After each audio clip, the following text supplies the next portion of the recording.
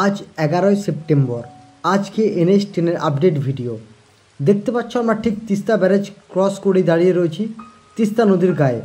প্রচুর কিন্তু এখন NH 10 রোড জাম, দু সাইডে কিন্তু লম্বা করে গাড়ি সারি করে দাঁড়িয়ে পড়েছে, অনেক রোড জাম। যারা কিন্তু শিলিগুড়ি থেকে এই সময় গ্যাংটক আসছে তাদেরকে বলে রাখি, তারা কিন্তু হাতে সময় নিয়ে কিন্তু এসো, কারণ গ্যাংটক আসতে মাঝে মধ্যেই কিন্তু রাস্তার সাইডে প্রচুর জাম রয়েছে।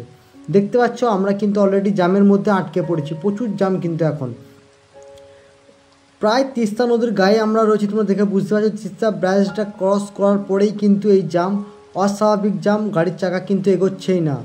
সিকিমের এরকম আপডেট ভিডিও পাওয়ার জন্য বন্ধুরা অবশ্যই এই চ্যানেলটাকে সাবস্ক্রাইব করে রাখতে হবে এবং পাশে থাকা বেল আইকনটাকে প্রেস করে রাখতে হবে। আর যারা ফেসবুক পেজ থেকে দেখছো ফেসবুক পেজটাকে লাইক এবং ফলো করে দিতে হবে। এবং দেখতে পাচ্ছ কত গাড়ি, যেহেতু এখন NH 10 উপরে কিন্তু অলরেডি 6 চাকার গাড়ির পারমিশন দিয়ে দেওয়া হচ্ছে, সেক্ষেত্রে কিন্তু অনেক গাড়ি কিন্তু যাচ্ছে।